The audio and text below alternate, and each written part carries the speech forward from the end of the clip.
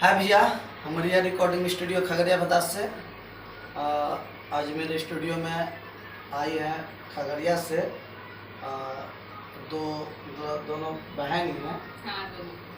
तो अभी छठ का हम लोग सॉन्ग रिकॉर्ड किए हैं। तो आइए हम इनसे पहले नाम परिचय पूछते हैं। आपका नाम? प्रियंका कुमारी। आपका नाम? प्रीति कुमारी। कहाँ से आए हैं? खगड़िया से। दुर्गापुर खगड़िया से। दुर्गापुर के बगले। अच्छा, तो आप यहाँ जो स्टूडियो में आए तो आपको कैसे पता चला? बोलिए फिर से। आपका गाना रिकॉर्ड हो रहा था तो हम देखे, उस पर आपका नंबर था तो हम लिए आपको कॉल किए। तो आपको भी बहुत दिन से इस लाइन में दिलचस्प था? हाँ, था तब तो आए। मतलब बहुत दिन से मतलब सोच रहे थे कि मेरा- कोई प्लेटफॉर्म नहीं मिला। हमको कोई सपोर्ट नहीं मिल रहा था, इसलिए हम नहीं जा तो रहे। यहाँ हम लोग के पास कैसा आपको support बहुत मिला? अच्छा लगा, बहुत सपोर्ट मिला। कोई तो सपोर्ट नहीं था, लेकिन यहाँ आए तो सपोर्ट मिल गया।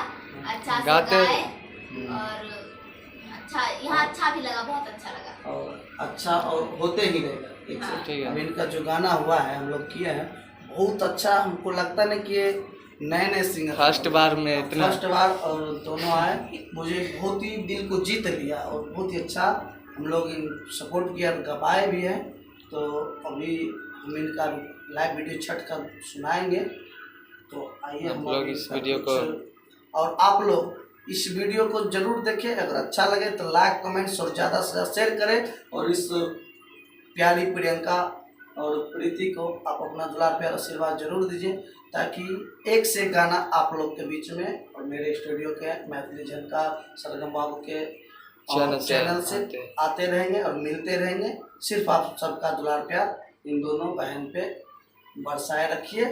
तो हम चलिए अभी तो मुझे बहुत खुशी मिल रहा है दोनों का प्यार देख के, और कि आप लोग भी अपना प्यार जरूर दीजिए, हम आपसे रिक्वेस्ट करते हैं। और आप भी मेरे स्टूडियो में चाहते हैं कि सबसे बढ़िया क्या पब्लिक जो भी देख रहा है आप उसके लिए क्या कहना चाहते हैं? यही कि हम लोग को यहाँ अच्छा लगा, आपको भी अच्छा लग रहा है तो आप आ सकते हैं। पब्लिक से आपको यहाँ support सपोर्ट मिलता है। मिलेगा। हाँ, क्योंकि हमको मिला, इसीलिए बोले।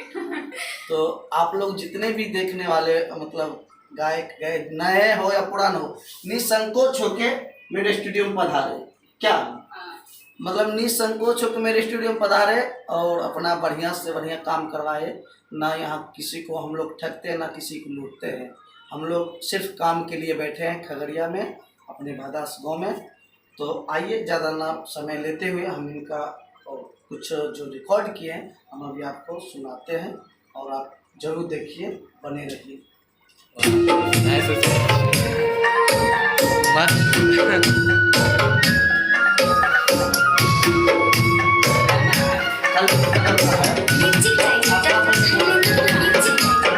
जोर से नहीं ना।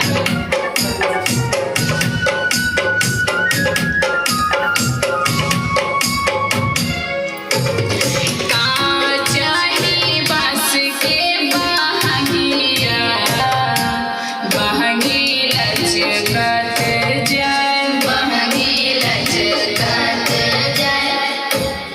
पेनी ना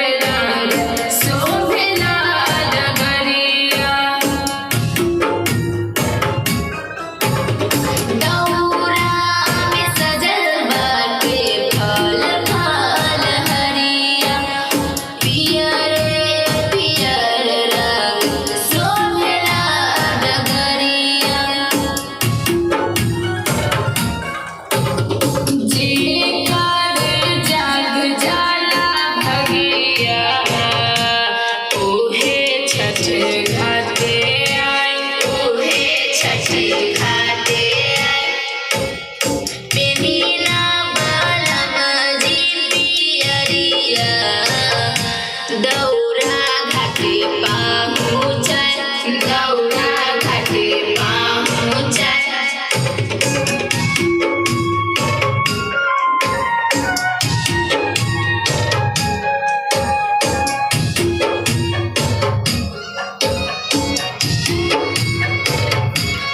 म्यूजिक डायरेक्टर धर्मेंद्र म्यूजिक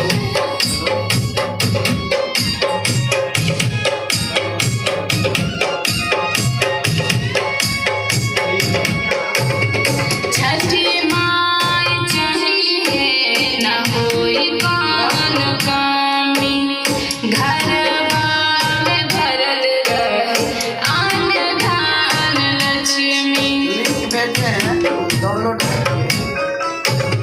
छठी माई चाहिए न होई कौन कमी घरवा में भरल रहे अन्न धान लक्ष्मी प्रियंका करेली पूजनिया गीत छठी माई के गान गीत छठी माई के गान का चाही बस के बहंगिया बहंगी लचकत जाए बहंगी